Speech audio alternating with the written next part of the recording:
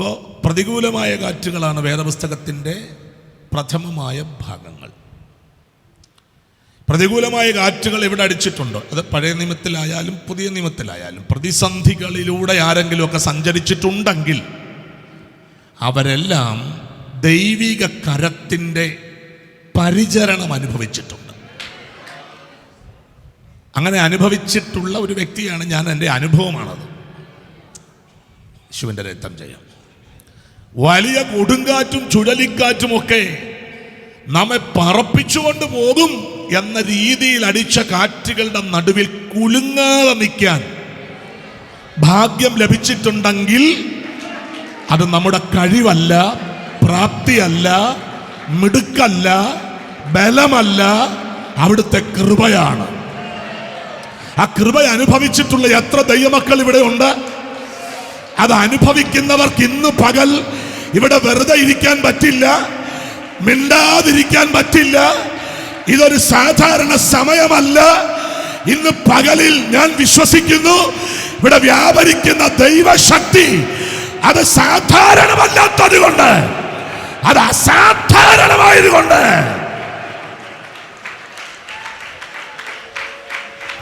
ഈ പകൽ പ്രശ്നങ്ങളിലൂടെ സഞ്ചരിക്കുന്ന, വേദനകളിലൂടെ യാത്ര ചെയ്യുന്ന, ഒറ്റപ്പെടലുകൾ അനുഭവിക്കുന്ന, നിന്ദകൾ, ആമേൻ, അപമാനങ്ങൾ അനുഭവിക്കുന്ന ദൈവത്തിന്റെ പൈതല്, അടുത്ത ചില നിമിഷങ്ങൾക്കകം എന്റെ ദൈവം നിനക്ക് വേണ്ടി തന്റെ കാര്യം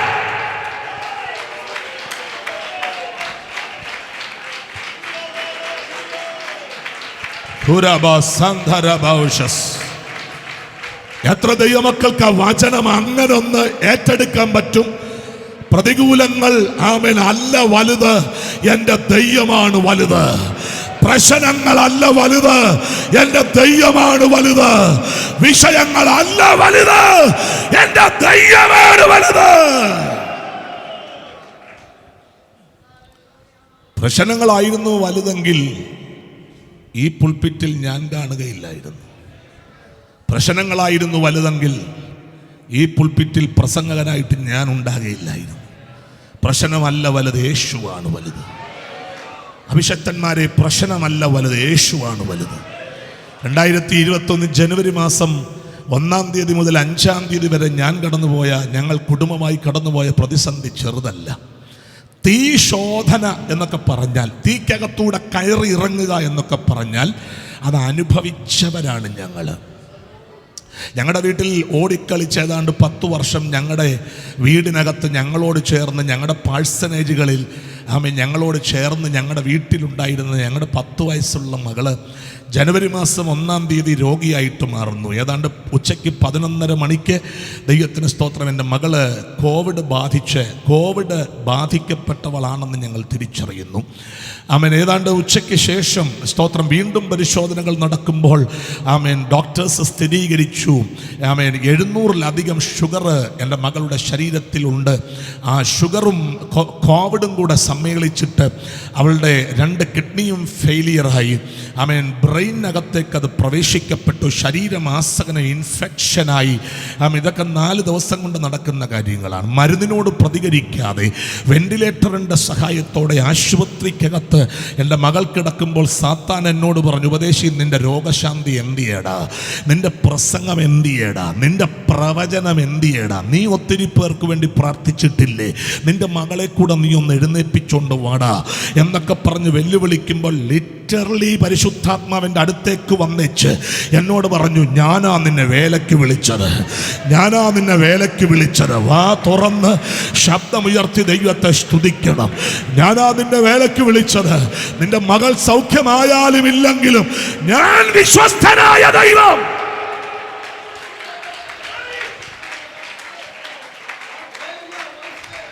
ഹല്ലേലൂയ. Thank you father. 4-ാം തീയതി രാത്രി ഏതാണ്ട് 10:55 ആയപ്പോൾ ഞങ്ങളുടെ കുഞ്ഞ് അവൾ പ്രിയം വെച്ച കർത്തൃ സന്നിധിയിൽ ചേർക്കപ്പെട്ടു. 5-ാം തീയതി ഉച്ചയ്ക്ക് ഏതാണ്ട് 12:30 മണിക്ക് കോവിഡ് ബാധിച്ച എൻ്റെ കുഞ്ഞിനെ ഒറ്റ പ്രാവശ്യം മാത്രമേ അപ്പനായി എനിക്ക് കാണുവാൻ കഴിഞ്ഞുള്ളൂ. ഒരു കണ്ണാടിക്കൂടിനപ്പുറത്ത് എൻ്റെ കുഞ്ഞ് മരിച്ചു കിടക്കുന്നത് ഒരാവർത്തി മാത്രം കണ്ട് ഞാൻ മടങ്ങുമ്പോൾ ദൈവത്തിന് സ്തോത്രം, എൻ്റെ കുഞ്ഞിനെ ഒന്ന് തഴുകണമെന്ന് എനിക്ക് ആഗ്രഹമുണ്ടായിരുന്നു. അവിടെ തലയിലൊന്ന് കരം വെച്ചേച്ച് അവളോടൊന്ന് യാത്ര പറയണമെന്ന് എനിക്ക് ആവേശമുണ്ടായിരുന്നു, ആഗ്രഹമുണ്ടായിരുന്നു. പക്ഷേ കോവിഡ് എന്ന മഹാമാരി അതിനെന്നെ സമ്മതിച്ചില്ല. രക്തത്താൽ ജയമെടുക്കുന്നു.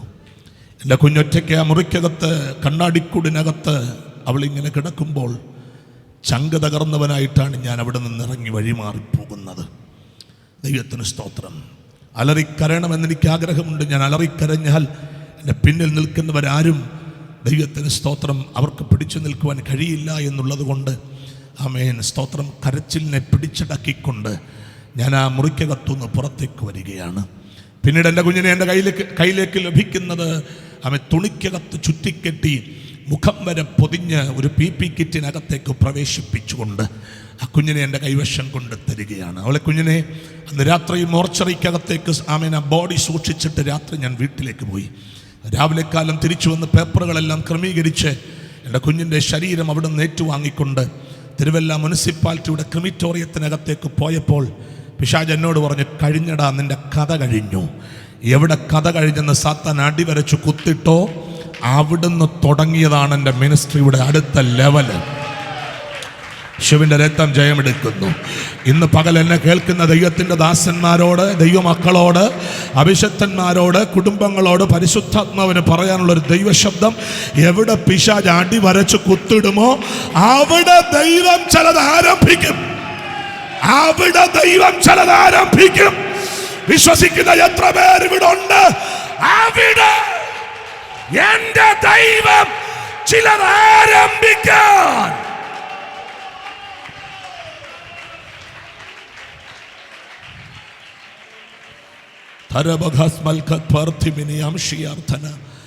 പാസ്റ്ററിനെയും ശുശ്രൂഷകനായിട്ട് ചർച്ച് ഓഫ് ഗോഡ് എന്ന് പറയുന്ന സംഘടനയിലാണ് ഞാൻ.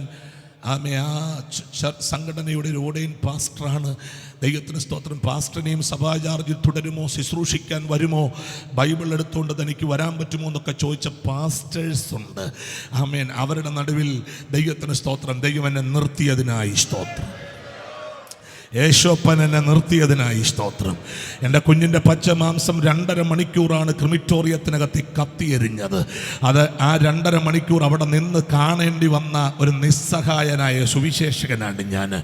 ആമേ. എൻ്റെ കുഞ്ഞിൻ്റെ പച്ച മാംസം ഏതാണ്ട് 2.5 മണിക്കൂർ ആമേ കത്തിയെരിയുമ്പോൾ ചിരട്ടക്കരി ഉരുകി നിലത്തേക്ക് വീഴുന്നത് പോലെ ആമേൻ ആമേൻ ഉരുകി നിലത്തേക്ക് വീഴുമ്പോൾ പൈശാചിക മണ്ഡലങ്ങൾ ക്രിമിറ്റോറിയത്തിനകത്ത് സംഘം ചേർന്നിറങ്ങി വന്നിട്ട് എന്നെ ചെവിക്കകത്തേക്ക് ആക്രോശിച്ചു. കണ്ടോ, നിന്റെ കുഞ്ഞ് കത്തുന്നത് കണ്ടോ? നിന്റെ ദൈവം എവിടെയടാ? എവിടെ നിന്നെ വിളിച്ചെന്നൊക്കെ പറയുന്ന ദൈവം എവിടെ എന്ന് ചോദിച്ചെന്നോട് അലറുമ്പോൾ ആ ക്രിമിറ്റോറിയത്തിനകത്തേക്ക് ഇറങ്ങി വന്ന ദൈവശക്തി എന്നോട് പറഞ്ഞു, ഞാൻ നിന്റെ അരികിൽ തന്നുണ്ട്, അരികിൽ തന്നുണ്ട്. വിശ്വസിക്കുന്നവർ ആധരം തുറക്കണേ. ഇന്ന് പകൽ നീ ഒറ്റയ്ക്കല്ല, നീ ഒറ്റയ്ക്കല്ല. നിന്റെ കൂട്ടത്തിൽ, നിന്റെ കൂടെ ഒരുത്തനുണ്ട്. ഇന്ന് പകൽ ഇതിനകത്ത് ഒരു അസാധാരണ ദൈവശക്തി ചലിക്കുന്നുണ്ട്. ഞാൻ വിശ്വസിക്കുന്നു ഈ ആലയത്തിൽ മാത്രമല്ല, ഇതിന്റെ പുറത്ത്, ഈ ദേശത്ത് ഒരു അസാധാരണ ദൈവശക്തി ഇതിനകത്ത് ചലിക്കുകയാണ്. ഹല്ലേലൂയ.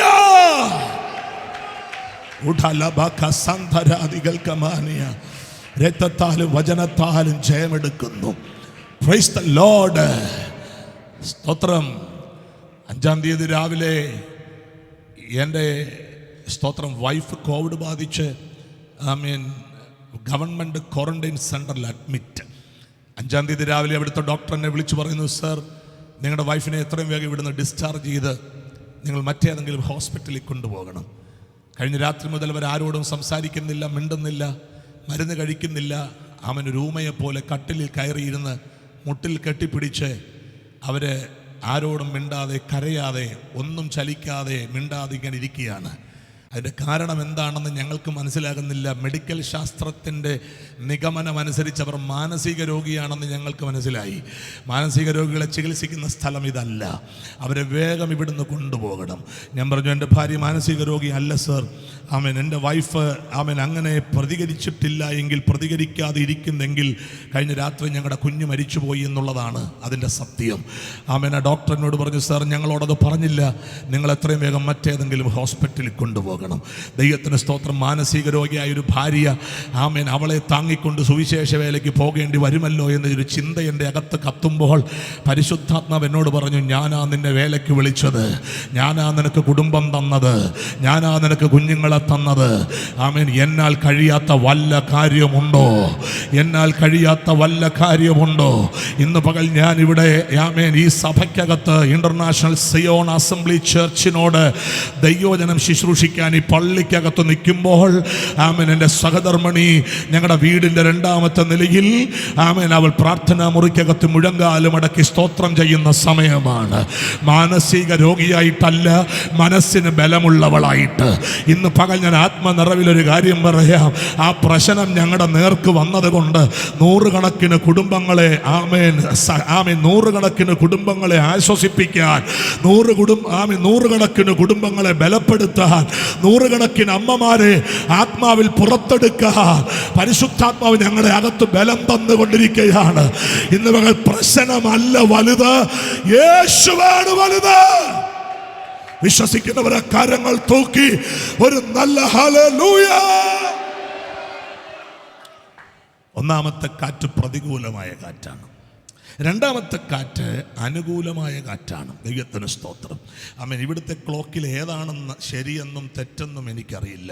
മുൻപിലിരിക്കുന്ന വലിയ ക്ലോക്ക് എന്നെ കണ്ണുരുട്ടി കാണിക്കുകയാണ്. എത്രയോ യോഗങ്ങൾ കേട്ട ക്ലോക്കാണ്, പക്ഷേ ഇതുവരെ മാനസാന്തരപ്പെട്ടില്ല. ഇച്ചിരി പുറകോട്ട് നിന്നൊന്ന് ഓടിയാൽ മതിയായിരുന്നെന്ന് ഞാൻ ചിന്തിക്കുകയാണ്. ഈ ക്ലോക്ക് ഇച്ചിരി അനുസരണയുള്ള ക്ലോക്കാണ്, അത് ഇച്ചിരി മാനസാന്തരപ്പെട്ട ക്ലോക്കാണ്. ഒരു നല്ല ഹല്ലേലൂയ പറഞ്ഞാട്ടെ. ഇത് ക്ലോക്ക് അല്ലല്ലോ അല്ലേ? ഓക്കെ.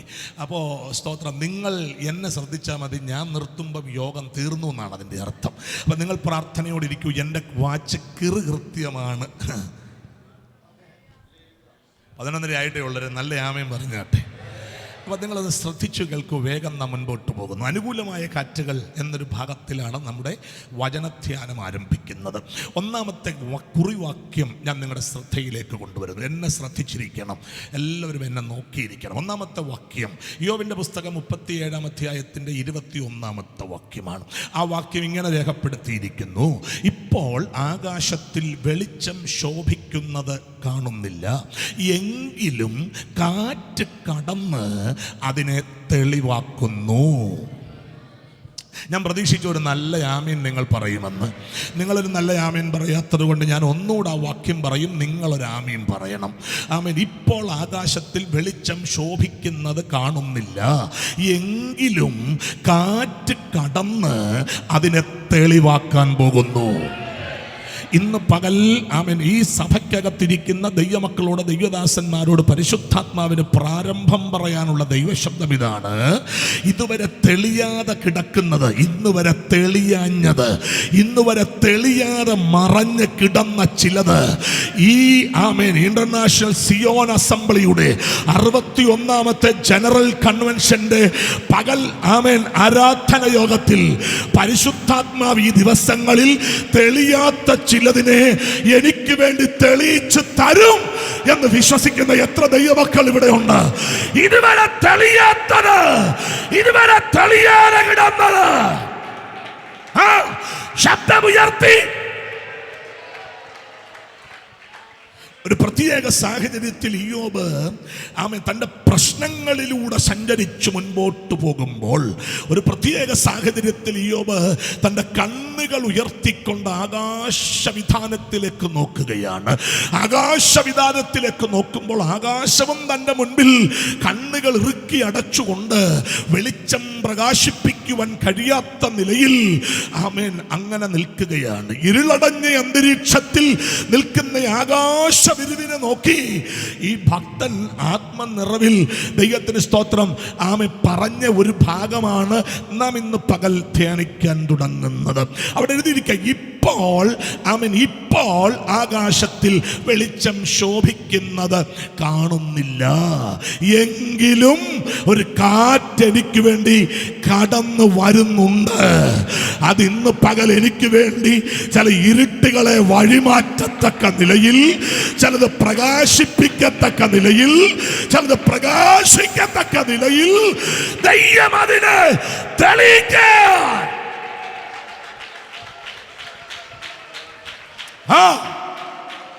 യേശുവിൻ നാമത്തിൽ ഹല്ലേലൂയ. ഇന്ന് പകൽ എനിക്ക് വേണ്ടി ദൈവം ഒരു കാറ്റിനെ അയച്ച് ദൈവം എനിക്ക് വേണ്ടി ആമേൻ ചിലത് തെളിയിച്ച് തരും എന്ന് വിശ്വസിക്കുന്ന എത്ര ദൈവമക്കൾ ഇവിടെ ഉണ്ട്? ഇന്ന് പകൽ ദൈവം നിനക്ക് വേണ്ടി ചിലത് തെളിയിച്ച് നിന്റെ മുഖത്തെ ആദരിക്കും എന്ന്.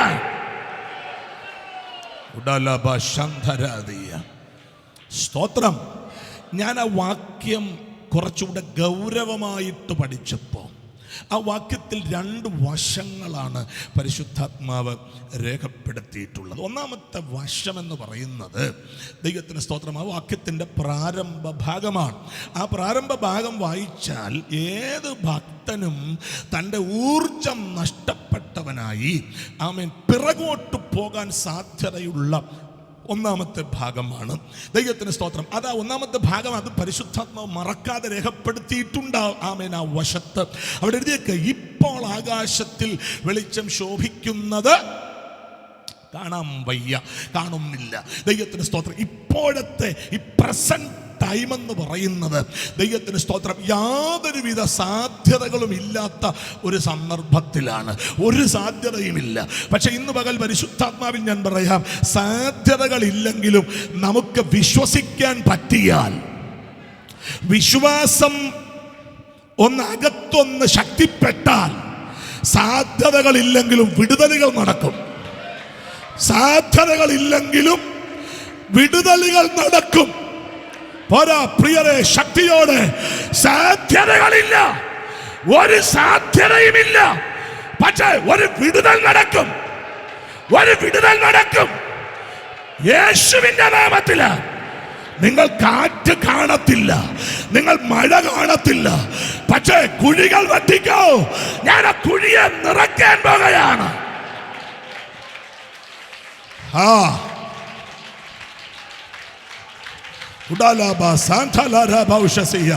യേശുവിന്റെ രക്തം ജയമെടുക്കുന്നു. ഹല്ലേലൂയ.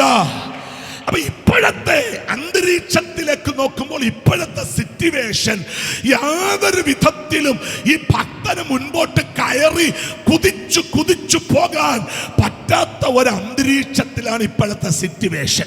ഞാൻ വിചാരിച്ചു ഇവൻ അത് വായിച്ച് പറഞ്ഞു കഴിഞ്ഞ് പുറകോട്ട് പോകുമെന്നാണ് ഞാൻ വിചാരിച്ചത്. പക്ഷേ അടുത്ത ഭാഗം വായിച്ചപ്പോഴാണ് എൻ്റെ അകത്തൊരാവേശമുണ്ടായത്. ആമേൻ. ഇപ്പോഴത്തെ സിറ്റുവേഷനെ നോക്കിയേച്ച് ഈ ഭക്തൻ പറയാ, എങ്കിലും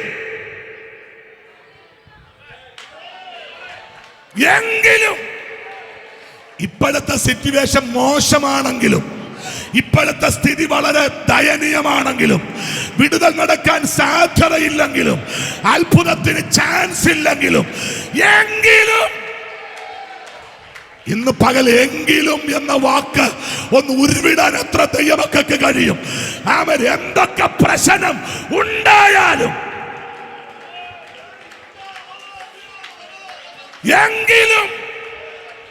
എങ്കിലും എന്ന് പറഞ്ഞേ ശബ്ദമുയർത്തി, എങ്കിലും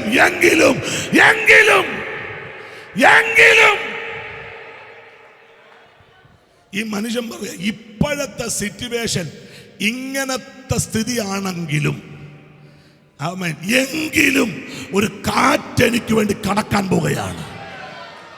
പോരാ ശക്തിയോടെ ഹല്ലേലൂയ. എങ്കിലും ഒരു കാറ്റ് കടക്കും. എത്ര പേർക്ക് വിശ്വാസത്തോടെ ദൈവത്തെ സ്തുതിക്കാൻ പറ്റും? ദൈവം ഒരു വിടുതൽ എനിക്ക് വേണ്ടി അയക്കും.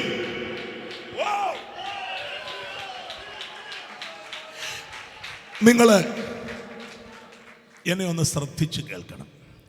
വേദപുസ്തകത്തിൽ എങ്കിലും എന്ന വാക്ക് ഉപയോഗിച്ചിട്ടുള്ള ഏതാണ്ട് 90-ലധികം വാക്യങ്ങൾ ഞാൻ എൻ്റെ ഉപവാസം പ്രാർത്ഥനാ സമയത്ത് പ്രാർത്ഥനാ മുറിക്കകത്ത് കർത്താവ് എനിക്ക് ധ്യാനിക്കാൻ വെളിപ്പെടുത്തി തന്നിട്ടുണ്ട്. 90-ലധികം വാക്യങ്ങളുണ്ട്.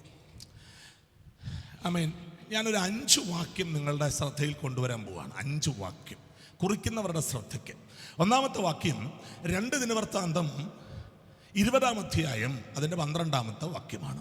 2 ദിനവൃത്താന്തം 20-ാം അധ്യായത്തിൻ്റെ 12-ാമത്തെ വാക്യം. രണ്ടാമത്തെ വാക്യം ഹബക്കുക്ക് പ്രവചനം 3-ാം അധ്യായത്തിൻ്റെ 18-ാമത്തെ വാക്യമാണ്. 3-ാമത്തെ വാക്യം ലൂക്കോസിൻ്റെ സുവിശേഷം 5-ാം അധ്യായത്തിൻ്റെ 5-ാമത്തെ വാക്യത്തിൻ്റെ 2-ാമത്തെ ഭാഗമാണ്. 4-ാമത്തെ വാക്യം 2 കൊരിന്ത്യർ ലേഖനം 4-ാം അധ്യായത്തിൻ്റെ 7-ാമത്തെ വാക്യമാണ്. 5-ാമത്തെ വാക്യം വെളിപ്പാട് പുസ്തകം 2-ാം അധ്യായം അതിൻ്റെ 4-ാമത്തെ വാക്യമാണ്. ഇനിയും ധ്യാനിച്ചാൽ നിങ്ങൾക്ക് ഇഷ്ടം പോലെ വാക്യം കിട്ടും. ഞാൻ ധ്യാനിച്ചപ്പോൾ 90-ലധികം വാക്യം കിട്ടി.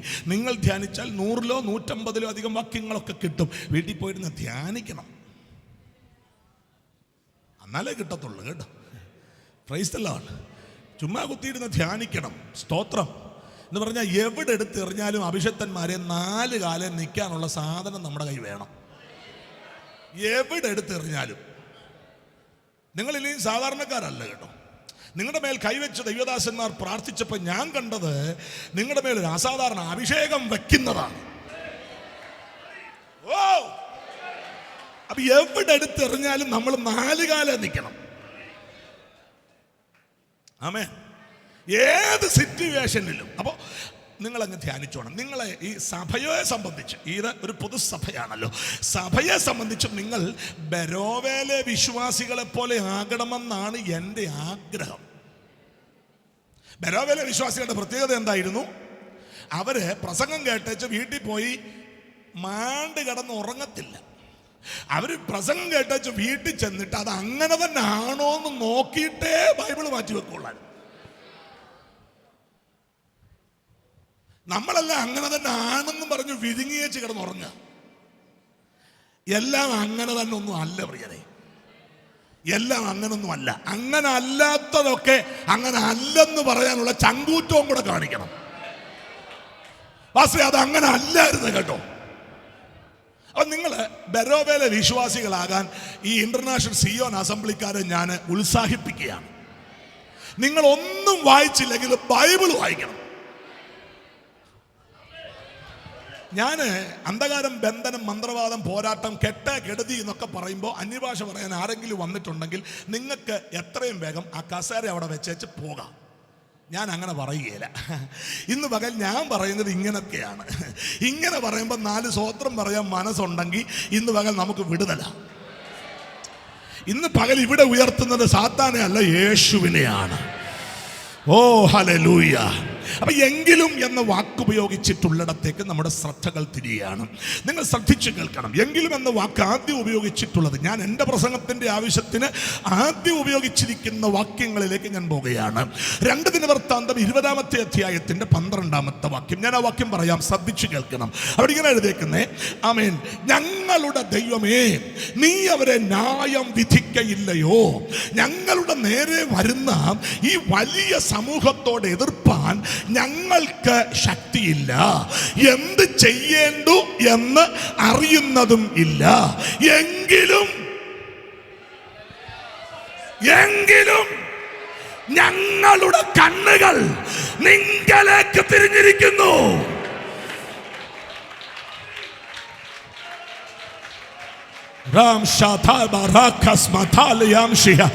യേശുവിന്റെ രക്തം ജയമെടുക്കുന്നു. വിശ്വസിക്കുന്ന എത്ര ദൈവമക്കൾ ഇന്ന് പകൽ ഇവിടെ ഉണ്ട്? എങ്കിലും ഈ രാജാവ്, യഹോശഫാത്ത് എന്ന രാജാവ്, 2 കാര്യമാണ് പ്രധാനമായിട്ട് ആ വാക്യത്തിൽ ഊന്നി പറഞ്ഞിട്ടുള്ളത്. ഒന്നാമത്തെ കാര്യം, ഞങ്ങൾക്ക് ശക്തിയില്ല. ഞങ്ങൾക്ക് ശക്തിയില്ല. എന്ത് ചെയ്യണമെന്ന് അറിയുന്നില്ല. ദൈവത്തിന് സ്തോത്രം. അപ്പൊ ശക്തിയുമില്ല, എന്നാ ചെയ്യണ്ടെന്നുള്ള അറിവുമില്ല. ഒരു കാര്യം ഞങ്ങൾക്ക് ചെയ്യാൻ പറ്റും, കണ്ണുകൾ നിങ്കലേക്ക് തിരിക്കാൻ പറ്റും.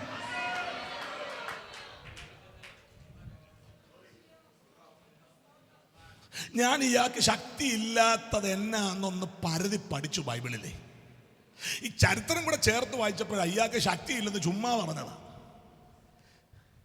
ഞാൻ ഇയാളുടെ സൈന്യബഹുത്വത്തെ കുറിച്ച് പഠിച്ചപ്പം 10 ലക്ഷം കാലാള് മാത്രം അദ്ദേഹത്തിന്റെ പട്ടാളത്തിലുണ്ട്.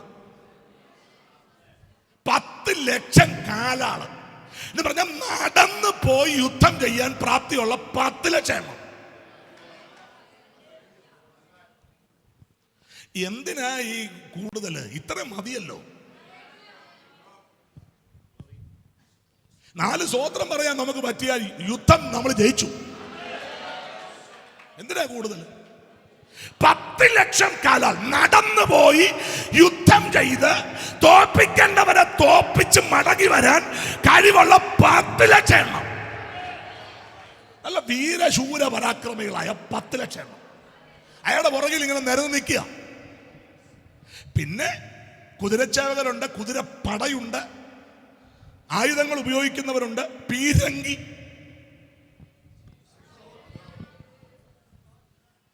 ഒരു വെട്ടോത്തി പോലും ഇല്ലാതെ ഇരിക്കുന്ന ഇരിപ്പാ നിങ്ങളുടെ ഇരിപ്പ്. അതിലൊരു വെട്ടോത്തി പോലും ഇല്ല വാസ്തു. ഇതെല്ലാം ഉണ്ട് ഇയാളുടെ പുറകിൽ. മുഴുവൻ സജ്ജീകരണമുണ്ട്, മുഴുവൻ സജ്ജീകരണവും.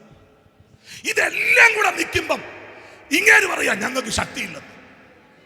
ഉള്ളതെല്ലാം മാറ്റി വെച്ചേച്ച് ഇല്ലെന്ന് പറഞ്ഞപ്പോ ദൈവം അങ്ങ് ശക്തനായി.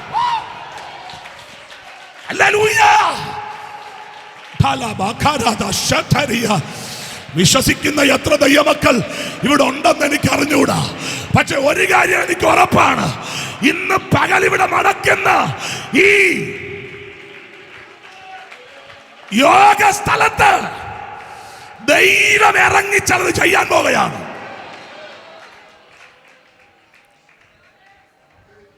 ശക്തിയില്ല. 10 ലക്ഷം കാലാള് മാത്രം. എൻ്റെ ഒരു അഭിപ്രായം 10 ലക്ഷം പേര് നടന്ന് അങ്ങോട്ട് പോയച്ച് ഒരു 8 ലക്ഷം പേരെങ്കിലും തിരിച്ചു വരും. 2 ലക്ഷം ചത്താലും 8 ലക്ഷം ഉണ്ടല്ലോ, അപ്പോഴും ശക്തി ഉണ്ടല്ലോ. ഇങ്ങനെ പറയാ ഞങ്ങൾക്ക് ശക്തിയില്ല. 10 ലക്ഷം ഒന്നും അവിടെ അതൊന്നും ഒരു വിഷയമല്ല. 10 ലക്ഷം അവിടെ നിൽക്കട്ടെ. ഈ പുള്ളി പറയും നമുക്ക് കണ്ണുകൾ ഉയർത്താം. ഇന്ന് പകൽ പരിശുദ്ധാത്മാവ് നിങ്ങൾക്ക് നൽകുന്ന നിർദ്ദേശം അതാണ്, കണ്ണുകൾ ഉയർത്താൻ. യഹോശാഫാത്ത് പറയുന്നു ഞാൻ കണ്ണുകൾ ഉയർത്തുകയാണ്. എത്ര ദൈവമക്കൾക്ക് സ്തോത്രം പറയാൻ പറ്റും? എങ്കിലും ഞങ്ങളുടെ കണ്ണുകൾ നിങ്കലേക്ക് തിരിഞ്ഞിരിക്കുന്നു. ഇന്ന് പകൽ കണ്ണുകൾ തിരിച്ചിട്ടുള്ള ആരും ആമേൻ ഇരുന്നിടത്തുനിന്ന് എഴുന്നേറ്റ് പോയപ്പോൾ ഇന്ന് വരെ തോറ്റു പോകാൻ ദൈവം സമ്മതിച്ചിട്ടില്ല. പോരാ പ്രിയരെ, ശബ്ദമുയർത്തിയ ഒരു ഹല്ലേലൂയ. ആമേൻ. കണ്ണുകൾ ഉയർത്തിയവരാരും ആമേൻ ഇരുന്ന സ്ഥലത്തു നിന്ന് എഴുന്നേറ്റപ്പോൾ ആമേൻ ഒറ്റപ്പെട്ടു പോകാനോ തകർച്ച അറിയാനോ സ്വർഗം അനുവദിച്ചിട്ടില്ല. കണ്ണുകൾ ഉയർത്തിയവർ ഇരുന്നിടത്തു നിന്ന് എഴുന്നേറ്റപ്പോ ഇന്ന് വരെ കാണാത്ത ചില വിടുതലുകൾ അവരുടെ മേൽ വ്യാപരിക്കുന്നത്, ഇന്ന് വരെ ചലിക്കാത്ത ചില ദൈവപ്രവൃത്തികൾ, ഇന്ന് വരെ വ്യാപരിക്കാത്ത ചില ദൈവിക ചലനങ്ങൾ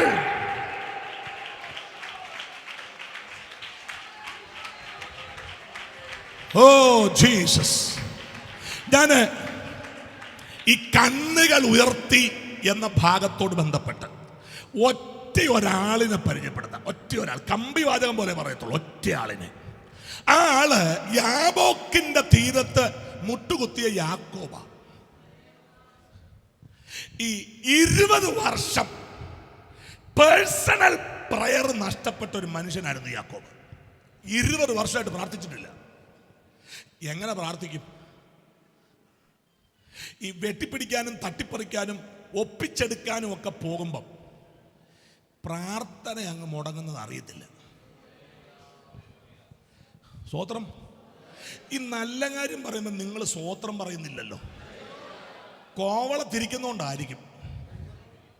ആമേൻ. എടാ, ഈ തട്ടിപ്പറിക്കാനും ഒപ്പിച്ചെടുക്കാനും വെട്ടിച്ചെടുക്കാനും ഒക്കെ പോയാൽ നമ്മുടെ പ്രാർത്ഥന സ്വഭാവം അങ്ങ് പോകും. ഇന്ന് പകൽ ഞാനൊരു കാര്യം പറയാം. തട്ടിപ്പറിക്കണ്ട, ഒപ്പിച്ചെടുക്കണ്ട, വെട്ടിച്ചെടുക്കണ്ട. ആമേൻ. ഇതൊക്കെ ദൈവം എനിക്ക് വേണ്ടി ഒരുക്കി തരും എന്ന് വിശ്വസിച്ചാൽ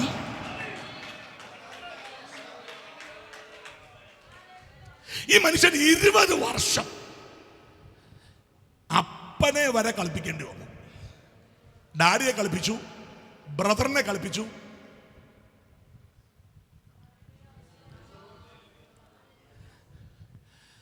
സ്തോത്രം. ഈ കളിപ്പിച്ച് പുള്ളി അമ്മാച്ചൻ്റെ വീട്ടിൽ പോയി. അവിടെയും കളിപ്പിക്കാനൊരു പരിപാടി ഇണക്കിയായിരുന്നു. ഇളയ പൊങ്ങച്ചിനെ കണ്ണിറുക്കി കാണിച്ചു. അങ്ങേര് കയ്യോടെ പിടിച്ചു. അങ്ങേര് പറഞ്ഞു, മോനെ, നിന്റെ കയ്യിൽ ഊടായ്പുണ്ടെങ്കിൽ ഊടായ്പിന് PhD എടുത്തവനാ ഞാൻ. അതുകൊണ്ട് അഭ്യാസം ഒന്നും ഇവിടെ എന്ത് ചെയ്യരുത്, ഇറക്കരുത്. സോദരം. ഇനി മാത്രമല്ല, 4 ഭാര്യമാര്, 2 ഭാര്യയും 2 ദാസിമാര്, അപ്പോൾ 4 ഭാര്യമാർ. അങ്ങനെ കൂട്ടണം. 4 ഭാര്യമാർ, 13 പിള്ളേര്. ഇനി മാത്രമല്ല കേട്ടോ, ആടിനെ വർദ്ധിപ്പിക്കാനായിട്ട് പുതിയ ടെക്നോളജി കണ്ടുപിടിച്ച ആളാണ് യാക്കോബ്. ആട് വർദ്ധിക്കാൻ ഈ ലാബാന്റെ വീട്ടിൽ ചെന്നപ്പോഴാണ് 3-4 ആടയുള്ള അലക്കുന്ന ആട്, ചനയുള്ള ആട്, പാല് കൊടുക്കാത്ത ആട്, സ്വത്രാഴ്ച ഇടാത്ത ആട്, ദശാംശം കൊടുക്കാത്ത ആട്, അങ്ങനെ 3-4 എണ്ണ അവിടെ ഇവിടെ ഒക്കെ ആയിട്ട് ഇരിപ്പുണ്ട്. എല്ലാം ഇങ്ങനെ തൂങ്ങിയിരിക്കുക. ഞാൻ നിങ്ങളെക്കുറിച്ച് തന്നെ പറഞ്ഞുകൊണ്ടിരിക്കുന്നത്. എല്ലാം നിങ്ങൾ മര്യാദയ്ക്ക് സ്വോത്രം പറയണം. എല്ലാം ഇങ്ങനെ കൂന്നിപ്പടച്ചിരിക്കുക. അപ്പോഴേ ഈ പുള്ളി അങ്ങോട്ട് ചെല്ലുന്നത്. ഈ പുള്ളിക്കാരനാണെങ്കിൽ ഈ ആടുമായിട്ടൊരു ബന്ധമുണ്ടല്ലോ, ഈ കൃഷിയുമായിട്ട് കുറച്ച് ബന്ധമുള്ള ആളാണ്. അപ്പോൾ ഈ പുള്ളി എന്ന് വെച്ചാൽ ആദ്യം ആട്ടുംകൂട്ടിലോട്ടാണ് നോക്കി. നമുക്ക് ബന്ധമുള്ള കാര്യത്തിലോട്ടാണല്ലോ നമ്മുടെ കണ്ണ് പോണേ. ചില സഹോദരിമാർ ചില വീട്ടിൽ ചെന്നാൽ അവിടെയുള്ള മുഴുവൻ ചെടി അവിടുന്ന് പറിച്ചോണ്ട് പോരും. അവരുടെ അനുവാദം കൂടാതെ ഒറ്റ ചെടി പറിച്ചേക്കരുത്. ചില പെണ്ണുങ്ങൾ അങ്ങോട്ട് കയറിയ ആന കരിമ്പം കാട്ടി കയറുന്ന പോലെ കയറി വെച്ച് മുഴുവനും പറിച്ച് ഓടിച്ച് നശിപ്പിച്ചു പോരും. ഇവർ പോയി കഴിയുമ്പോൾ ആ വീട്ടുകാർ പറയുന്നു, എന്നാ നാശമൊക്കെ കാണിച്ചു വെച്ചാ നാശം പിടിച്ചോളൂ പോയെന്ന് പറയും. അത് പറയിപ്പിക്കണോ? കണ്ടോ? അപ്പൊ ഈ നമുക്ക് ഏറ്റവും ഇഷ്ടമുള്ള കാര്യത്തിലോട്ടാണ് നമ്മുടെ കണ്ണ് ആദ്യം പോണേ. ഈ പുള്ളിയുടെ കാരണം നേരെ ആട്ടുംകൂട്ടിലോട്ട് പോയി. ആട്ടുംകൂട്ടിനകത്ത് എല്ലാം കുഴപ്പടി പിടിച്ച ആടാ, ഗുണമില്ലാത്ത ആട്, അലക്കാത്ത ആട്, സ്വോത്രം പറയാത്ത ആട്, എല്ലാം ഇങ്ങനെ കിടക്കുക. ഈ പുള്ളി അന്നേ തീരുമാനിച്ചു, ഇതിനൊരു വ്യത്യാസം വരുത്തിയിട്ടേ ഞാനിവിടുന്ന് പോകത്തുള്ളൂ. പുള്ളി ഒരു ടെക്നോളജി കണ്ടുപിടിച്ചു. ഒത്തിരി പരിപാടി കണ്ടുപിടിച്ചിട്ടൊന്നും നടന്നില്ല. ഒരു ടെക്നോളജി അങ്ങ് എറിച്ചു. ആ എറിച്ച ടെക്നോളജി എന്നാണെന്നറിയോ? പുള്ളിയും മറുകുമുള്ള ആടിനെ ഉൽപ്പാദിപ്പിക്കാൻ എന്തൊക്കെ ചെയ്യണമെന്ന് പുള്ളി കണ്ടുപിടിച്ചു. അത് നടന്നു. യാക്കോബ് ഒരു സാധാരണക്കാരല്ല, ഒരു നല്ല എഞ്ചിനീയറാണ് പുള്ളി. കാര്യങ്ങൾ കണ്ടുപിടിച്ചു. അപ്പൊ ഇതെല്ലാം വർദ്ധിപ്പിച്ച് എല്ലാം സൂപ്പറാക്കി. പക്ഷെ പുള്ളിയുടെ ആത്മീകം പോയി. ദൈവകൃപ നഷ്ടപ്പെട്ടു. പുള്ളി വീട്ടിൽ നിന്ന് പുറപ്പെട്ടു. സ്വന്തം വീട്ടിലോട്ടുള്ള യാത്രയിലാണ്. സകലതുമുണ്ട് കൂട്ടത്തിൽ കേട്ടോ. ആടുമാട് സമ്പത്തുകളെല്ലാം ഉണ്ട്. ആമേൻ. തള്ളയാടും പിള്ളയാടും, ആമേൻ, ചെമ്മരിയാടും കോലാടും എല്ലാം കൂട്ടത്തിലുണ്ട്. ദൈവത്തിന് സ്തോത്രം. ഭാര്യമാര് കൂട്ടത്തിലുണ്ട്, മക്കളെല്ലാം കൂട്ടത്തിലുണ്ട്. അവരുടെ സംഖ്യക്കനുസരിച്ച് ഇങ്ങനെ ചേർത്ത് നിർത്തി ഒരു വലിയ ക്യൂ തന്നെ ഉണ്ട്. ഒരു വടിയോടുകൂടെയാണ് പുറപ്പെട്ടത്. പക്ഷെ ദൈവം എന്നെ 2 കൂട്ടമാക്കി. മടങ്ങിപ്പോവുക. ഈ മടങ്ങിപ്പോകുന്ന യാക്കോബ്, സ്തോത്രം, ഈ യാബോക്കിന്റെ തീരത്ത് വന്നു. യാബോക്കിന്റെ തീരത്തു നിന്ന് അക്കരയിലോട്ട് നോക്കിയപ്പോൾ ഒരു വലിയ സമൂഹം ഇങ്ങോട്ട് വരുന്നതാണ് ഈ പുള്ളി കാണുന്നത്. അത് ആരാണെന്ന് പുള്ളി കണ്ണെ കൈവച്ച് നോക്കിയപ്പോഴാ കൃത്യം കാര്യം മനസ്സിലായത്. ചേട്ടനും കൂട്ടരുമാണ്. ചേട്ടനും കൂട്ടരും വാളും വടിയുമായിട്ട് തന്റെ നേരെ വരിക. ഇപ്പൊ പുള്ളിക്ക് മനസ്സിലായി, ഇവിടെ ആടിനെ വർദ്ധിപ്പിച്ചുകൊണ്ടിരുന്ന പണി നടക്കുകയില്ല, പണി കിട്ടും. ഇവിടെ ഒറ്റ പരിപാടി മൂട്ട നിന്നേ പറ്റത്തുള്ളൂ. യേശുവിന്റെ നാമത്തിൽ ആടിനെ, മാടിനെ, മക്കളെ, ഭാര്യമാരെ എല്ലാം പുള്ളി അക്കരയിലോട്ട് കടത്തിയേച്ച് പുള്ളിക്കാരൻ ഇക്കരയിലോട്ട് വന്നേച്ച് പുള്ളി അവിടെ മുട്ടയെ നിന്നു. എന്നിട്ട് അന്ന് രാത്രി ഒരു യുദ്ധം നടക്കുകയാണ്. ആമേൻ. പഞ്ചഗ്രന്ഥം എഴുതിയ മോശ, ആമേൻ, തന്റെ പുസ്തകമായ ഉൽപ്പത്തിക്കകത്ത്, ആമേൻ, ഈ യാക്കോബിനെ കുറിച്ച് എഴുതിയത് അവൻ മസിൽ പിടിച്ച് യുദ്ധം ചെയ്ത് ആമൻ കായബലം കൊണ്ട് കാര്യം നേടിയെന്ന്. റസലിംഗ് എന്നൊക്കെ ഞാൻ വായിച്ചപ്പോൾ അവിടെ രേഖപ്പെടുത്തിയിട്ടുണ്ട്. ഒരു അടി നടക്കുക, പിടുത്തം നടക്കുക. പക്ഷെ ഈ ഹോശേയ പ്രവചനം വായിച്ചപ്പോഴാണ് എനിക്ക് കാര്യം വേറൊരു രീതി മനസ്സിലായത്. മോശ കായബലം കൊണ്ടാ ജയിച്ചെന്ന്, റസലിംഗ് അടിയാ ഇടിയാന്നൊക്കെ എഴുതിയപ്പം ഈ ഹോശേയ എഴുതി വെച്ചേക്കുക ആമേൻ യാക്കോബ് ജയിച്ചത് മസിൽ പവർ കൊണ്ടല്ല, കണ്ണുനീരിന്റെ പവർ കൊണ്ടാ. കരഞ്ഞവൻ ദൈവമുഖത്തേക്ക് നോക്കുകയാണ്. കണ്ണുനീര് കൊണ്ടൊരു വര വരച്ചു പറഞ്ഞു, എന്നെ അനുഗ്രഹിച്ചിട്ടല്ലാതെ അങ്ങേക്ക് ഇവിടുന്ന് പോകാൻ പറ്റത്തില്ല. ഇന്ന് പകൽ പ്രാർത്ഥിക്കുന്ന ദൈവത്തിന്റെ പൈതലേ, ഈ ആലയത്തിനകത്തുനിന്ന് നീ എഴുന്നേറ്റ് പോകുന്നതിന് മുൻപ് നിന്റെ കണ്ണുനീർ ആമെ ധാരധാരയായി കവിൾത്തടത്തിലൂടെ ഒഴുകി അത് നിലത്തേക്ക് വരുമെങ്കിൽ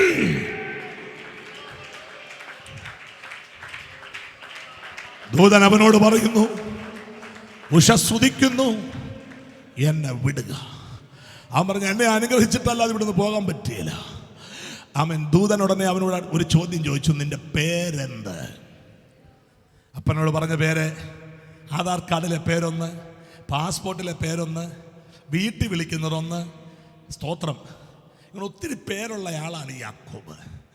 ദൈവത്തിന് സ്തോത്രം. യാക്കോബ് ആമൻ ദൂതനെ മുഖത്തോട്ട് നോക്കിയിട്ട് അപ്പനോട് പറഞ്ഞ പേര് പറയണമെന്ന് ആഗ്രഹമുണ്ട്. പക്ഷേ ഉടായിപ്പ് പിടിക്കുമെന്ന് മനസ്സിലായി. യാക്കോബ് പറഞ്ഞു, എൻ്റെ പേര് യാക്കോബ് എന്നാണ്. സ്തോത്രം. എന്നിട്ട് അടുത്ത ചോദ്യം, ഇനിയും മേലാൽ ആരോടെങ്കിലും കള്ളം പറയൂടാ? പുള്ളി പറഞ്ഞു, ഇനി മേലാ പറയത്തില്ല. ശരി, അങ്ങനെയെങ്കിൽ ഇന്ന് രാത്രി ഒരു വിടുതൽ നടക്കുക. ഈ ഉഷസ്സുദിച്ചപ്പോൾ ഒരു വിടുതൽ നടക്കുക. ഇന്ന് മുതൽ നിന്റെ പേര് യാഹ് അക്കൂബ് എന്നല്ല, നിന്റെ പേര് ഇസ്രായേൽ എന്നാകും. ശബ്ദമുയർത്തി ഒരു ആമേൻ പറയണ്ടേ? യാക്കോബ്, യാക്കോബ് എന്ന പേര് അന്ന് ഉഷസ്സുദിച്ചപ്പോൾ മാറ്റി ദൂതൻ അവന്റെ മണ്ടക്കിട്ട പേര് ആമേൻ ഇസ്രായേൽ. ഇനി നിങ്ങൾ ശ്രദ്ധിക്കണം, ഇനി ഇവിടുന്നാണ് എൻ്റെ മെസ്സേജിന്റെ ആഴം ഉള്ളത്.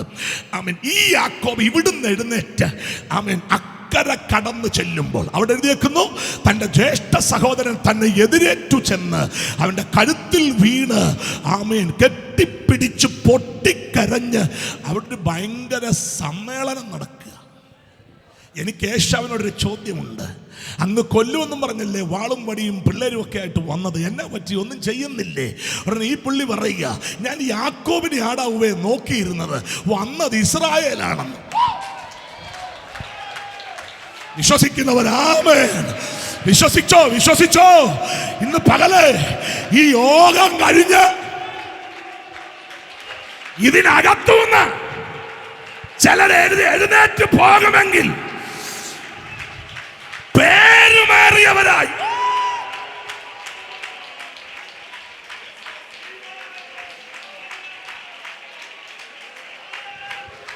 വിശ്വസിക്കാൻ പറ്റുന്ന എത്ര ദൈവമക്കൾ ഇവിടെ ഉണ്ട്? ഇന്ന് പകൽ ഇതിനകത്തുനിന്ന് ചിലർ എഴുന്നേറ്റ് പോകുമെങ്കിൽ നിന്നെ കാത്തിരിക്കുന്നവർക്ക് യാക്കോബിനെ കണ്ടാ മതി. പക്ഷെ ചെല്ലുന്നത് യാക്കോബല്ല, ചെല്ലുന്നത് ഇസ്രായേൽ.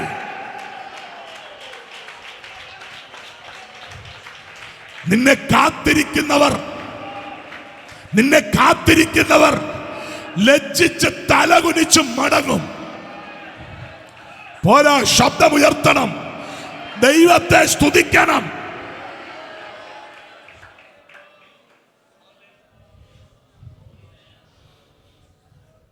ഇന്ന് പകൽ പരിശുദ്ധാത്മാ അഭിഷക്തന്മാരോടൊക്കെ പറയാൻ പറയുന്ന ഒരു ദൈവ ശബ്ദം, ഇതിനകത്തുനിന്ന് നിങ്ങൾ എഴുന്നേറ്റ് പോകുമ്പോൾ ആള് മാറിയവരായിട്ട് പോകും. പോരാ പ്രിയരെ, കരം രണ്ടും ഉയർത്തി ഒരു നല്ല ഹല്ലേലൂയ പറ. ദൈവം എന്നെ ഇതിനകത്തുനിന്ന് എഴുന്നേൽപ്പിച്ചു വിടുമ്പോൾ ഞാനൊരു അസാധാരണക്കാരനായിട്ട് ഇവിടുന്ന് പോകാൻ പോകുകയാണ്. നീ നിന്റെ വണ്ടിക്കകത്ത് കയറുമ്പോൾ, നിന്റെ വീട്ടിൽ ചെന്ന് കയറുമ്പോൾ, നിന്റെ പേഴ്സണേജ് ചെല്ലുമ്പോൾ നീ ഒരു അസാധാരണ വ്യക്തിയായി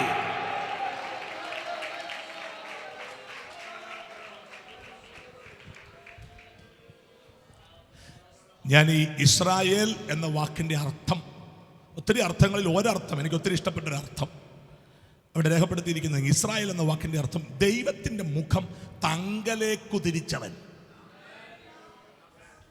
ഈ അക്ഷരീക ഇസ്രായേലിനെ ഗാസ അടിച്ചൊതുക്കാത്തതിൻ്റെ കാരണം എന്താണെന്നറിയാം? അവർക്കൊരു ദൈവം ഉള്ളതുകൊണ്ടാണ്.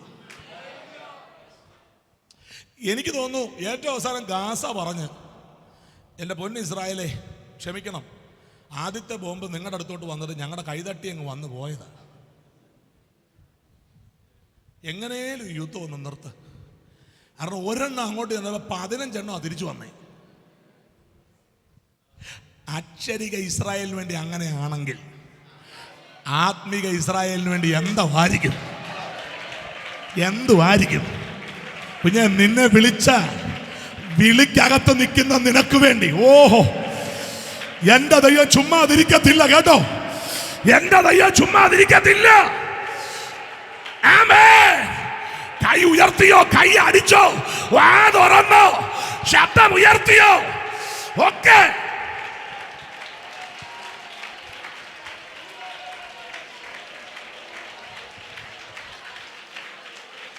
Oh, thank you, Holy Spirit. വിശ്വസിക്കുന്നവർ അധരം തുറക്ക. ഇന്ന് പകൽ കണ്ണുകൾ ഉയർത്തിയാൽ ദൈവം നിന്നെ ആള് മാറിയവനാക്കാൻ പോകുകയാണ്. കണ്ണുകൾ ഉയർത്തിയാൽ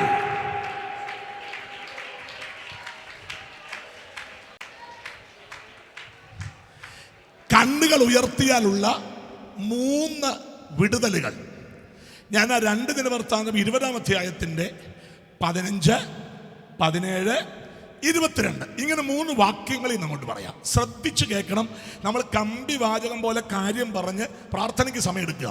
ഇതിനകത്തൊരു അഭിഷേകത്തിൻ്റെ പകർച്ച നടക്കണം. അതുകൊണ്ട് ഞാൻ ദ്രുതഗതിയിൽ ഓടുക, കൂടെ വരണം. 15-ാമത്തെ വാക്യം, കണ്ണുയർത്തിയാലുള്ള 1-ാമത്തെ വിടുതൽ. വായിക്കാം വാക്യം, ശ്രദ്ധിച്ചു കേൾക്കണം. അവൻ പറഞ്ഞത് എന്തെന്നാൽ, യഹൂദ്യരൊക്കെയും യെരൂശലേം നിവാസികളും യഹോശാഫാത്ത് രാജാവുമായുള്ളവരെ കേട്ടുകൊള്ളുവീൻ. യഹോവ ഇപ്രകാരം നിങ്ങളോട് അരുളി ചെയ്യുന്നു, ഈ വലിയ സമൂഹം നിമിത്തം ഭയപ്പെടരുത്, ഭ്രമിക്കയും അരുത്. അടുത്ത വാക്ക് പറയുമ്പോൾ നിങ്ങളൊരു ആമയും പറയാൻ പറ്റുമെങ്കിൽ പറഞ്ഞേക്കണം. യുദ്ധം നിങ്ങളുടേതല്ല, ദൈവത്തിൻ്റെതത്രേ.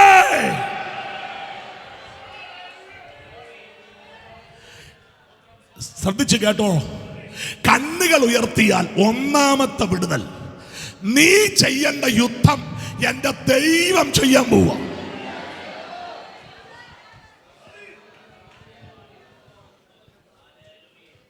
പാസ്റ്ററല്ലേ, സ്ഥലം സഭ പാസ്റ്റർ അല്ലേ? പാസ്റ്റർ, ഈ ചർച്ചിനകത്തൊരു ഭയങ്കര ദൈവസാന്നിധ്യം ഞാൻ അനുഭവിക്കാം. ഈ സഭയിലെ വിശ്വാസികൾ വല്ലതും ഉണ്ടോ ഇവിടെ? ഈ സഭയിലെ കൈ ഒന്ന് ഉയർത്തിക്കേ. Very good. നിങ്ങളുടെ പള്ളിക്കകത്ത് ഭയങ്കര ദൈവസാന്നിധ്യം ഉണ്ടെന്നാണ് ഞാൻ പറഞ്ഞോണ്ട്. നിങ്ങളുടെ പള്ളിക്കകത്തൊരു ദൈവസാന്നിധ്യം ഉണ്ടെന്നാണ് ഞാൻ പറഞ്ഞത്. ഞാൻ വിചാരിച്ചു നിങ്ങളൊരു നല്ല ഹല്ലേലൂയ പറയുമെന്ന്. ഞാൻ അഭിഷക്തന്മാരോട് പറയാം, ഈ സാന്നിധ്യത്തിനകത്ത് അഭിഷക്തന്മാർ നിങ്ങളുടെ തലയെ കൈവച്ചത്. ഈ സാന്നിധ്യം കൊണ്ടാണ് നിങ്ങൾ പോകാൻ പോകുന്നത്. ഈ സാന്നിധ്യം കൊണ്ട്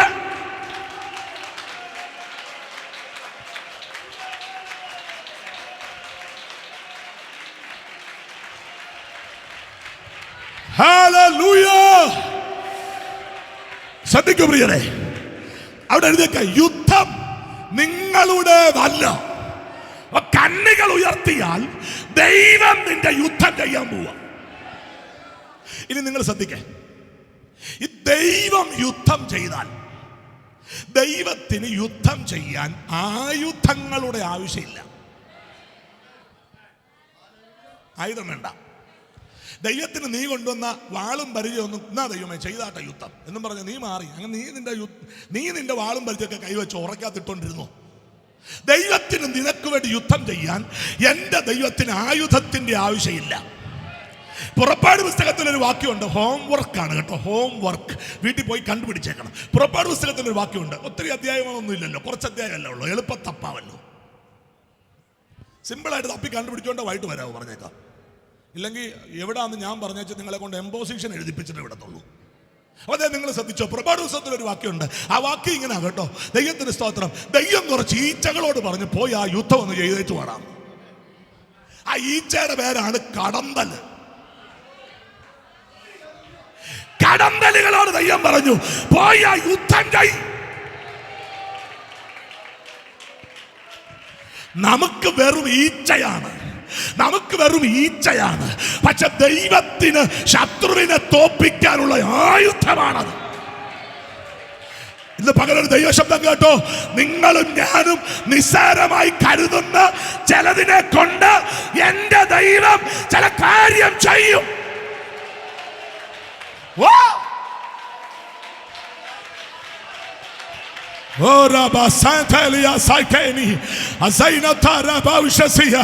വിശ്വസിക്കുന്നവർ ശബ്ദമുയർത്തി ശക്തിയോടെ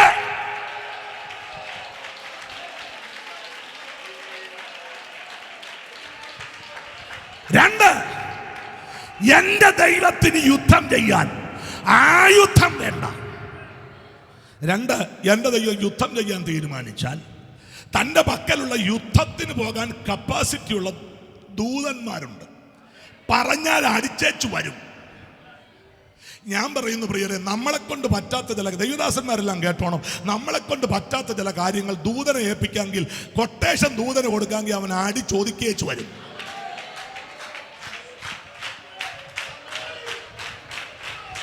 എൻ്റെ ഭാഷ പറഞ്ഞ നിന്റെ പ്രതിയോഗിയുടെ മെഡുലോമ്പളങ്ങാറ്റ് നോക്കി അടിക്കാൻ പറ്റുന്ന ഒരാൾ ദൂതനേ ഉള്ളൂ. നല്ലൊരു ആമയും പറയണേ.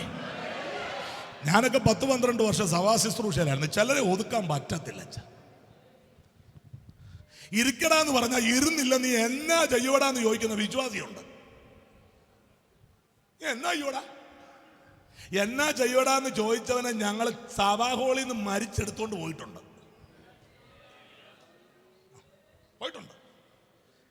ആ സഭാഹോളിൽ ഇരുന്ന് പുറകോട്ടങ്ങ് വീണു.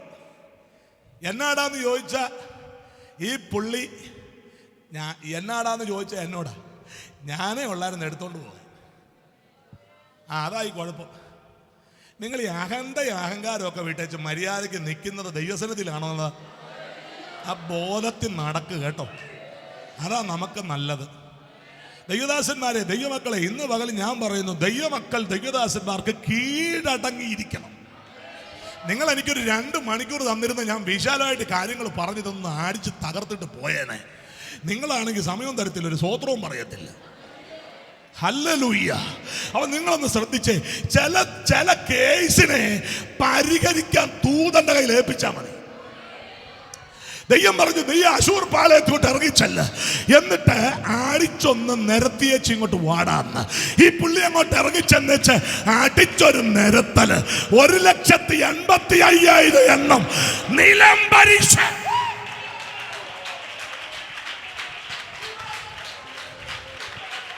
യേശുവിന്റെ നാമത്തില് ഇന്ന് പകൽ ഇവിടെ നടക്കുന്ന ഈ പ്രാർത്ഥനയ്ക്കകത്ത് ദൈവത്തിന്റെ പരിശുദ്ധാത്മാവ് നിനക്ക് ചെയ്യാൻ പറ്റാത്ത ചില കാര്യങ്ങൾ എന്റെ ദൈവം അത് ഏറ്റെടുത്ത് ചെയ്യുകയാണ്.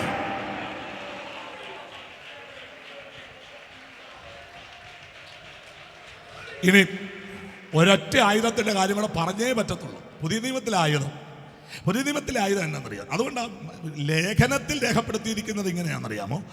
നമുക്ക് പോരാട്ടമുള്ളത് ജഡരക്തങ്ങളോട്. എനിക്ക് പാസ്റ്ററോട് പോരാടാൻ പ്രമാണമില്ല. അങ്ങനെ പോരാടുന്നുണ്ടെങ്കിൽ അകത്തു വ്യാപരിക്കുന്നത് പൈശാചികാത്മാവാണ്.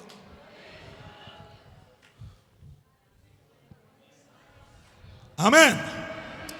നിങ്ങൾ ശ്രദ്ധിച്ചോ, അവരെഴുതുക, നമുക്ക് പോരാട്ടമുള്ളത് ജഡരക്തങ്ങളോടല്ല, വാഴ്ചകളോടും അധികാരങ്ങളോടും ഈ അന്ധകാരത്തിന്റെ ലോകാധിപതിയോടും സ്വർലോകങ്ങളിലെ ദുഷ്ടാത്മസേനകളോടും മാത്രമേ. അപ്പൊ നമുക്ക് പോരാട്ടമുള്ളത് പൈശാചിക മണ്ഡലങ്ങളോടാണ്. നമ്മൾ ഇന്ന് പകൽ ഇവിടെ കൈയടിക്കുന്നത്, സ്തോത്രം പറയുന്നത്, ആരാധിക്കുന്നത് പോരാട്ടം അവനോടായതുകൊണ്ടാണ്. ഒരു കാര്യം ഞാൻ ഉറപ്പിച്ചു പറയാം, അദൃശ്യ മണ്ഡലത്തോട് പോരാടുന്ന ദൈവത്തിന്റെ പൈതലേ, ജയമാണ് നിനക്ക് ലഭിക്കാൻ പോകുന്നത്. തോൽവിയല്ല, തോൽവിയല്ല. ഈ പ്രാർത്ഥന കഴിഞ്ഞത് എഴുന്നേൽക്കുമ്പോൾ ഒരു ജയം. യുദ്ധം ചെയ്യാൻ ആയുധം വേണ്ട. ഇന്ന് പകൽ ദൈവത്തിന് യുദ്ധം ചെയ്യാൻ ആയുധം വേണ്ടെങ്കിൽ ദൈവം ഉപയോഗിക്കുന്നത് നമുക്ക് നിസ്സാരമെന്ന് തോന്നുന്നതിനെ. ദൈവം തന്റെ ദൂതനെ കയ്യിലെടുക്കുകയാണ്. ഒന്ന്, ദൈവം നമ്മുടെ യുദ്ധം ചെയ്യും. രണ്ടാമത്തെ ഭാഗം 17-ാമത്തെ വാക്യമാണ്. ഞാൻ വേഗം പറഞ്ഞ് അവസാനിപ്പിക്കാം. ഈ പടയിൽ പൊരുതുവാൻ നിങ്ങൾക്ക് ആവശ്യമില്ല. നിങ്ങളെ വാക്യം ശ്രദ്ധിച്ച് കേട്ടോണം. ഈ പടയിൽ പൊരുതുവാൻ നിങ്ങൾക്ക് ആവശ്യം ഇല്ല.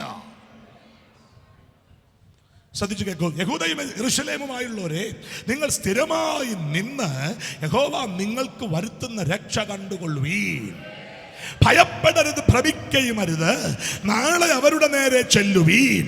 അടുത്ത പദത്തിനൊരു ആമേൻ പറഞ്ഞേക്കണം. യഹോവ നിങ്ങളോട് കൂടെയുണ്ട്. ഒന്ന്, ദൈവം നമ്മുടെ യുദ്ധം ചെയ്യും. രണ്ട്, ദൈവം നമ്മുടെ കൂടെ വരും. കണ്ണുകൾ ഉയർത്തിയാൽ ഇന്ന് പകൽ ദൈവം നിന്റെ കൂടെ വരും. എൻ്റെ ദൈവം എൻ്റെ വീട്ടിൽ എൻ്റെ കൂടെ വരണം എന്ന് ആഗ്രഹിക്കുന്ന എത്ര ദൈവമക്കൾ ഇവിടെ ഉണ്ട്? ദൈവം നിന്റെ കൂടെ വരും.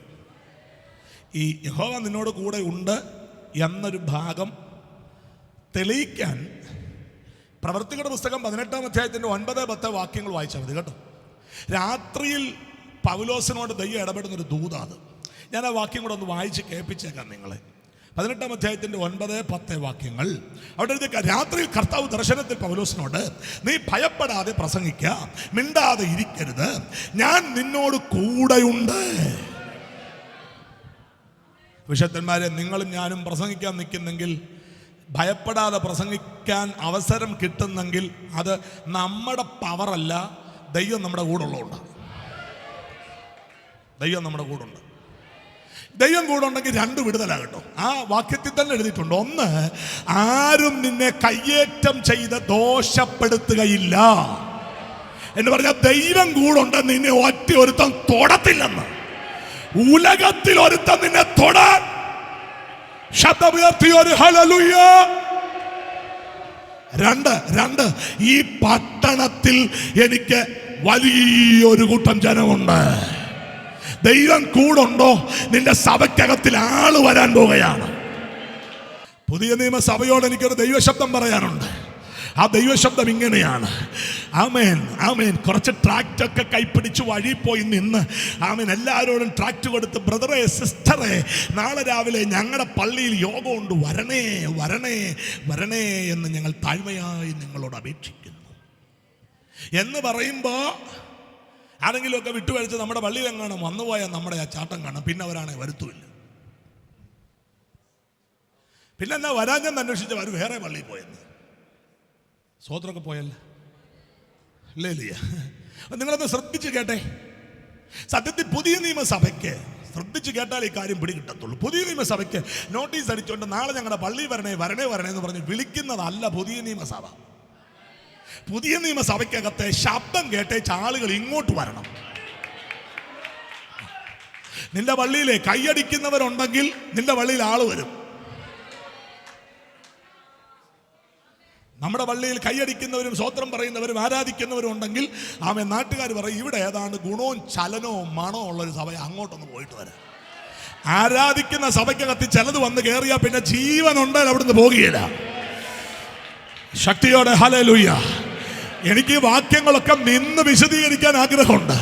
പക്ഷേ ആമേ സമയം ദൈർഘ്യമാകുന്നത് കൊണ്ട് ഇന്ന് പകൽ ഞാൻ ആത്മാവിൽ പറയാം, ഈ പട്ടണത്തെ പിടിക്കാൻ, ആമേ നിങ്ങൾ ശുശ്രൂഷിക്കുന്ന സ്ഥലങ്ങളെ പിടിക്കാൻ നിന്റെ സഭ വളരും എന്ന് വിശ്വസിക്കുന്ന എത്ര ദൈവദാസന്മാർ ഇവിടെ ഉണ്ട്? ദൈവം എന്റെ സഭയെ വളർത്തും. എന്റെ സഭയിൽ സ്നാനങ്ങൾ നടക്കും. ഹല്ലേലൂയ.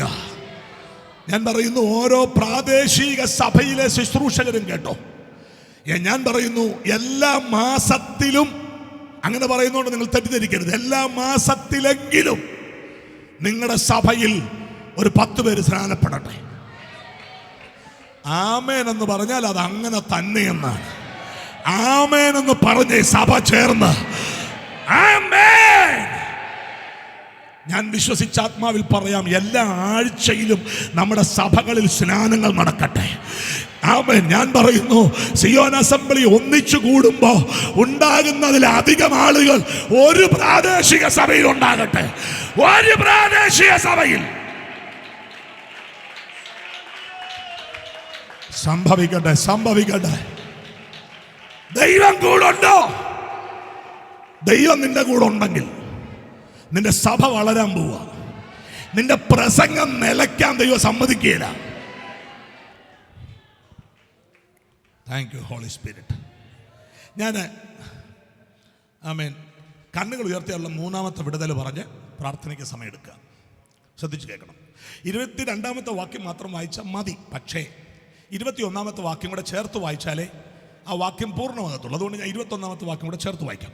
പിന്നെ അവൻ ജനത്തോട് ആലോചിച്ചിട്ട് വിശുദ്ധാലങ്കാരം ധരിച്ചു സൈന്യത്തിന്റെ മുമ്പിൽ നടന്നുകൊണ്ട് വാഴ്ത്തുവാനും യഹോവയെ സ്തുതിപ്പീൻ, അവന്റെ ദയ എന്നേക്കുമുള്ളതല്ലോ എന്ന് ചൊല്ലുവാനും യഹോവയ്ക്ക് സംഗീതക്കാരെ നിയമിച്ചു. അപ്പൊ ഇവിടെ നിന്ന് പാട്ട് പാടുന്ന സഹോദരന്മാരെ, നിങ്ങൾ കേൾക്കേണ്ടത്, നിങ്ങൾ ഇവിടെ നിന്നുകൊണ്ട് പാടുന്നത് സതീഷ് നെൽസൺ പാസ്റ്റർക്ക് വേണ്ടി അല്ല. നിങ്ങളെ വിളിച്ചത് ഈ സിയോൻ അസംബ്ലിയിലെ പ്രധാനപ്പെട്ട ആളുകളായിരിക്കും. അവർക്ക് വേണ്ടി അല്ല നിങ്ങൾ പാടേണ്ടത്, ദൈവത്തിന് വേണ്ടി പാടണം. ദൈവം നമുക്കൊരു നല്ല ശബ്ദം തന്നിട്ടില്ലേ? നന്നായിട്ട് കീബോർഡ് പ്ലേ ചെയ്യാൻ ഒരു അഭിഷേകം തന്നിട്ടില്ലേ? എൻ്റെ ബ്രദറെ, ഇത് ദൈവത്തിന് വേണ്ടി പ്രയോജനപ്പെടുത്തുക. നീ കൈയടിക്കുന്നത് പാസ്റ്ററെ സന്തോഷിപ്പിക്കാനല്ല ആണെങ്കിൽ അതങ്ങ് അവസാനിപ്പിക്ക. എന്നിട്ട് ദൈവത്തിന് വേണ്ടി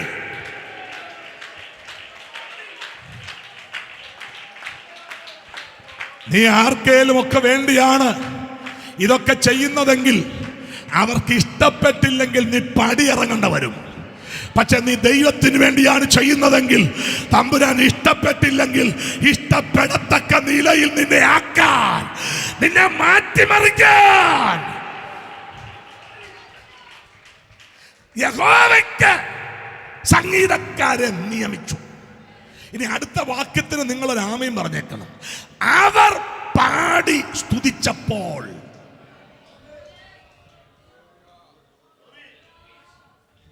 ശ്രദ്ധിച്ചു കേൾക്കണേ. യഹോവ യഹൂദയ്ക്ക് വിരോധമായി വന്ന അമ്മോന്യരുടെയും മോവാബ്യരുടെയും സെയീർ പർവ്വതക്കാരുടെയും നേരെ പതിയിരിപ്പുകാരെ വരുത്തി. അങ്ങനെ അവർ തോറ്റുപോയി. പാട്ട് പാടിയപ്പോ വിടുതൽ നടന്നു.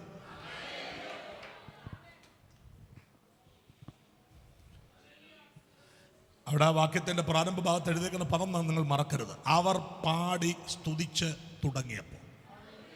അവർ പാടി സ്തുതിച്ച്. പുതിയ നിയമത്തിൽ ഇതേ ഒരു ഭാഗമുണ്ട്. ആമേൻ. പ്രവർത്തകരുടെ പുസ്തകം 16:25. അർദ്ധരാത്രിക്ക് പൗലോസും ശീലാസും പ്രാർത്ഥിച്ചു, പാടി ദൈവത്തെ സ്തുതിച്ചു. അർദ്ധരാത്രിക്ക് പൗലോസും ശീലാസും പ്രാർത്ഥിച്ചു, പാടി ദൈവത്തെ സ്തുതിച്ചു. അവര് പാട്ടുപാടി ദൈവത്തെ സ്തുതിച്ചപ്പം നാട്ടുകാരുടെ മുഴുവൻ കെട്ടുപൊട്ടി. ഈ കാരാഗ്രഹത്തിന്റെ അകത്ത് ഇരുട്ടുള്ള മുറിക്കകത്ത് കിടന്ന് പാടിയപ്പോ ആ മൂളിപ്പാട്ട് നാട്ടുകാരുടെ മുഴുവൻ കെട്ടുപൊട്ടിച്ചെന്ന്.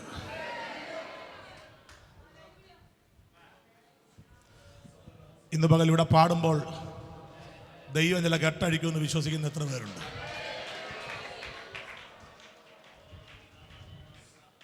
നിങ്ങൾക്ക് പാടാൻ അറിയത്തില്ല, പറയാനേ അറിയത്തുള്ളെങ്കിൽ പാട്ട് പറഞ്ഞുകൊണ്ട് നടക്കണം. പാടാൻ അറിയാമെങ്കിൽ പാടിക്കൊണ്ട് നടക്കണം. ഞാനൊക്കെ വീട്ടിൽ നിന്ന് 7 മണിയായപ്പോൾ ഇറങ്ങിയതാണ്. 7 മണി മുതൽ ഇവിടെ വന്ന് വണ്ടി പാർക്ക് ചെയ്യാൻ സ്ഥലം കണ്ടുപിടിച്ച് വണ്ടി പാർക്ക് ചെയ്തിടം വരെ ഞാൻ അന്യഭാഷ പറഞ്ഞുകൊണ്ടിരിക്കുമായിരുന്നു. എങ്ങനെ പാടുമായിരുന്നു. ഞാൻ കുറേ നേരം കരഞ്ഞു, കർത്താവേ ആമേൻ ആമേൻ. എനിക്ക് ഭയങ്കര ദൈവസാന്നിധ്യം അങ്ങോട്ട് തോന്നിയിട്ട് എനിക്ക് വണ്ടിക്കകത്തിരുന്ന അലറി അന്യഭാഷ പറഞ്ഞുകൊണ്ടാണ് ഞാൻ വന്നത്. യേശുവിൻ്റെ നാമത്തിൽ എനിക്കൊരു കാര്യം മനസ്സിലായി കേട്ടോ. ആമേൻ. പാടി സ്തുതിച്ചു തുടങ്ങിയപ്പോൾ ചില എതിരുകളെ ദൈവം ഇറങ്ങി വന്ന്, ഓ ഹല്ലേലൂയ. വിശ്വസിക്കുന്ന എത്ര ദൈവമക്കൾ ഇവിടെ ഉണ്ട്? ഇന്ന് പകൽ ദൈവം എനിക്ക് വേണ്ടി പ്രവർത്തിക്കും.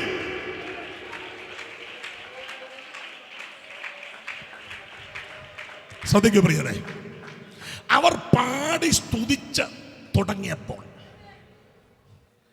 യഹോവ യഹൂദയ്ക്ക് വിരോധമായി വന്ന അമ്മോന്യരുടെയും മോവാബ്യരുടെയും സെയീർ പർവ്വതക്കാരുടെയും നേരെ പാത്തിരുന്നവരെ വരുത്തി.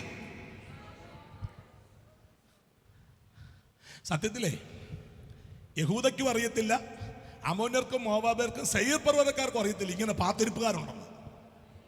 പാത്തിരിക്കുന്നവനെ ദൈവം ഉണർത്തിയേച്ച് പറഞ്ഞു, ചെന്നില്ല മറ്റോമാരെ അടിച്ചോടിച്ചേച്ചു വേണം. ഓ, താങ്ക് യു ഹോളി സ്പിരിറ്റ്. ഇന്ന് പകല് ദൈവം എനിക്ക് വേണ്ടി അങ്ങനൊക്കെ ചിലത് ചെയ്യും എന്ന് വിശ്വസിക്കുന്ന എത്ര പേര് ഇവിടെ ഉണ്ട്? Thank you holy spirit. ഇന്ന് പകൽ സ്തോത്രം, എൻ്റെ കയ്യിൽ ശക്തിയില്ല, ആയുധങ്ങളില്ല, എന്നെ കൊണ്ടൊന്നും പറ്റത്തില്ല. പക്ഷെ ദൈവം എനിക്ക് വേണ്ടി ചിലതൊക്കെ ചെയ്യാൻ പോകുകയാണ്. ഇന്ന് പകൽ ഇവിടെ നടക്കുന്ന ഈ ആത്മീക സംഗമത്തിൽ പരിശുദ്ധാത്മാവ് സഭയ്ക്ക് നൽകുന്ന ഒരു ദൈവശബ്ദം അങ്ങനെയാണ്. ഈ രണ്ടാമത്തെ പകൽ യോഗത്തിൽ, രണ്ടാമത്തെ ദിവസം പകൽ യോഗത്തിൽ പരിശുദ്ധാത്മ പറയുന്നു, നിനക്ക് വേണ്ടി ദൈവം എഴുന്നേൽക്കാൻ പോകുകയാണ്. ദൈവം എനിക്ക് വേണ്ടി എഴുന്നേറ്റ് അവർ പാടി സ്തുതിച്ചു തുടങ്ങിയപ്പോൾ, ഇന്ന് പകല് ആമേൻ പാടി സ്തുതിച്ചു തുടങ്ങിയാൽ നിന്റെ മേൽ വ്യാപരിക്കുന്ന ദൈവശക്തി ചില ചങ്ങലകളെ പൊട്ടിക്കാൻ പോവുകയാണ്. എനിക്ക് അങ്ങനെ ഒരു അഭിഷേകം വേണം എന്ന ആഗ്രഹമുള്ള എത്ര പേര് ഇവിടെ ഇരിപ്പുണ്ട്? എനിക്ക് അങ്ങനെ ഒരു അഭിഷേകം വേണം. ഞാൻ ഒരു കാര്യം പറയാം, ഒറ്റ കാര്യം മാത്രം പറഞ്ഞിട്ട് നിർത്താൻ പോവാം. നിങ്ങൾ വീട്ടിൽ പോയിട്ട് പ്രവൃത്തി 1:8 വായിക്കണം. പ്രവൃത്തി 1:8 അവിടെ എഴുതിയേക്കാം, എന്നാൽ പരിശുദ്ധാത്മാവ് നിങ്ങളുടെ മേൽ വരുമ്പോൾ നിങ്ങൾ ശക്തി ലഭിച്ചിട്ട്. പരിശുദ്ധാത്മാവ് ഒരുത്തന്മേ വന്ന് ആദ്യം കിട്ടുന്നത് എന്നാ? ഉറക്കെ പറഞ്ഞേ, ചുരുടെ എല്ലാവരും കൂടെ പറഞ്ഞേ, ശക്തി കിട്ടും. എന്നാ കിട്ടും? ആദ്യം കിട്ടുന്നത് അന്യഭാഷയല്ല, അന്യഭാഷയല്ല, ബൈബിള് പറയുന്ന കാര്യമാണ്. നിങ്ങളുടെ വേദപുസ്തകം തുറന്ന് നോക്കിക്കോ. നിങ്ങളുടെ വേദപുസ്തകത്തിൽ എഴുതിയേക്കുന്നത് എന്നാന്ന് വെച്ചാൽ നിങ്ങൾ വായിച്ച് കേൾപ്പിച്ചോ. അവിടെ എൻ്റെ പുസ്തകത്തിൽ എഴുതിയേക്കുന്നത്, എന്നാൽ പരിശുദ്ധാത്മാവ് നിങ്ങളുടെ മേൽ വരുമ്പോൾ നിങ്ങൾക്ക് ആദ്യം കിട്ടുന്നത് ശക്തിയാണ്. ഈ ശക്തി കിട്ടിയാൽ ഒരു ഗുണം എന്നറിയാമോ? ആർക്കും നിന്നെ ഒതുക്കാൻ പറ്റത്തില്ല.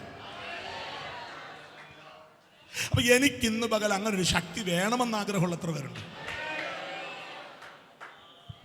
ഇനി നിങ്ങൾ 2-ാം അധ്യായത്തിലോട്ട് പൊക്കോ. 2-ാം അധ്യായത്തിൻ്റെ 1 മുതൽ 4 വരെ വായിച്ചോ. അവിടെ എഴുതിയേക്കുന്നത് എന്നാണെന്നറിയോ?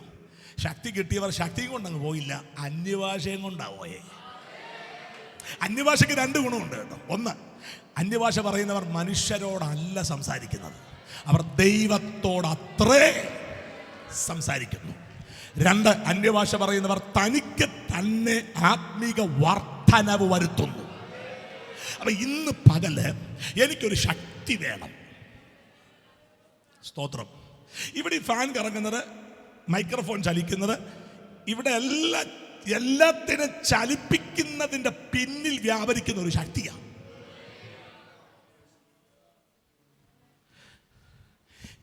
ഈ ഇലക്ട്രിസിറ്റിയുമായിട്ട് കളിച്ചിട്ടുള്ളവർക്കറിയാം ശക്തി എന്താന്ന്.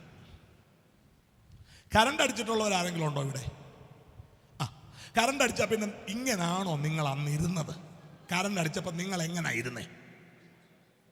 കറണ്ട് അടിച്ചപ്പോൾ നിങ്ങൾ കറണ്ടേ താങ്ക് യു എന്ന് പറഞ്ഞ് പോകാമായിരുന്നോ? ആണോ? കറണ്ട് അടിച്ചപ്പോൾ ഒരു ഞെട്ടലും എന്നാന്നറിയത്തില്ല, ഈ മുടിയൊക്കെ വേണ്ട എഴുന്നേറ്റ് നിൽക്കുന്നു, ചെവിക്കകത്തൂടെ പുക വരുന്നു, വായിക്കൂടൊക്കെ പുക വരുന്നു, അകത്ത് ഏതാണ്ടൊക്കെ കത്തിപ്പോയെന്നാ തോന്നുന്നത്.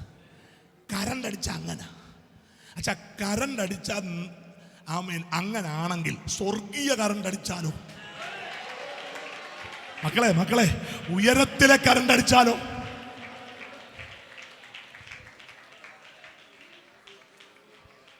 യേശുവിന്റെ നാമത്തിൽ ആ ഉയരത്തിലെ കറണ്ട് എന്നെ ഒന്ന് അടിക്കണമെന്ന് ആഗ്രഹമുള്ള എത്ര പേരുണ്ട്? ഞാൻ ഇനി ഒരു കാര്യം പറയാം. കറണ്ടിനോട് കളിച്ചാൽ, ശക്തിയോട് കളിച്ചാൽ അത് പ്രതികരിക്കും, അല്ലേ? പ്രതികരിക്കും. കറണ്ടിനെ തൊട്ടാൽ എത്ര സൂപ്പർ ഇലക്ട്രീഷ്യൻ ആണെങ്കിലും ഒരു ടെസ്റ്ററും കൊണ്ടേ പുള്ളി എന്ത് ചെയ്യുള്ളൂ. ആ കറണ്ടുണ്ടോ ഞാനൊന്ന് നോക്കട്ടെന്ന് പറഞ്ഞ് വയറൊക്കെ പിടിച്ചാൽ ചിരിച്ചോണ്ട് അവിടെ ഇരിക്കും.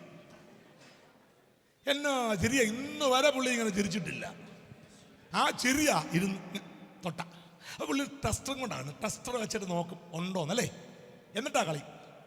എത്ര വലിയ ഭീകരനാണേലും മെയിൻ സ്വിച്ച് അങ്ങ് ഓഫ് ചെയ്തേക്കാൻ പറയും. അതെന്നാ വലിയ വലിയ ഭീകരനാണല്ലോ. അല്ല, വീട്ടിൽ പിള്ളേരും ഭാര്യയൊക്കെ ഉണ്ടേ. അപ്പൊ കറണ്ടിനോട് കളിച്ചാൽ വിവരം അറിയുമെന്ന് ആർക്കും അറിയാം. കറണ്ട് അടിച്ചപ്പോഴങ്ങനാണെങ്കിൽ പ്രതികരിക്കുമെങ്കിൽ ഉയരത്തിലെ ശക്തി അകത്തുള്ള നീ തൊട്ടാലും പ്രതികരിക്കും. കേട്ടോ, പത്രോസ് യോഹന്നാൻ നടന്നു പോയപ്പോൾ ഒരു മനുഷ്യൻ പറഞ്ഞു, എനിക്ക് വല്ലതും തന്നിട്ട് പോ വാസുമാരെ, കണ്ടാൽ എല്ലാം കൈ ഇഷ്ടം പോലെ ഉണ്ടെന്നാണല്ലോ തോന്നുന്നത്, എനിക്ക് വല്ലതാ. ഈ കൈ വല്ലതും ഉള്ളവന്റെ ഗുണം എന്നറിയോ? ഒന്നും ഇല്ലാത്തവനെ പോലെ അവർ നടക്കത്തുള്ളൂ. കയ്യിലൊന്നും ഇല്ലാത്തവരെ നിങ്ങൾ ശ്രദ്ധിച്ചിട്ടുണ്ടോ? എല്ലാം അവരെ കണ്ടാൽ കള്ളന് പോക്കറ്റ് അടിക്കാൻ തോന്നും. കണ്ടാൽ എല്ലാം സെറ്റപ്പിലാണ് പുള്ളി പോണേ. പക്ഷേ അവരുടെ പേഴ്സ് അടിച്ചോണ്ട് പോയിച്ച് കള്ളൻ അവരുടെ വീട്ടിൽ ചെന്നേച്ച് ഒരു കൊറിയർ ഓഫീസിൽ പോയിട്ട് കൊറിയർ അയച്ച് പുള്ളിക്ക് വീട്ടിൽ കൊടുക്കും.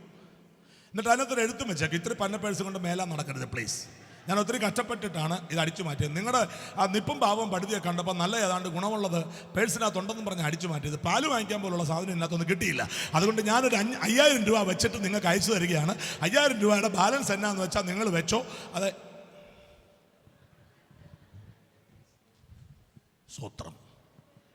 സ്വത്രമൊക്കെ പോയോ? നല്ല കാശുള്ള വീട്ടിലെ അച്ചായന്മാരും അമ്മമ്മമാരും ആമേൻ 1 കിലോ മത്തി വാങ്ങിച്ച് 365 മുറിച്ച് 365 ദിവസമായിട്ട് പറ്റിച്ച് കൂട്ടുമ്പം 5 പൈസ കയ്യിലില്ലാത്തവൻ നല്ല തുണ്ടമ്മി വാങ്ങിച്ച് മുറിച്ച് കഴിച്ച് ബലപ്പെട്ട് ലോകത്തിന് വന്ന കൈയും അടിച്ച്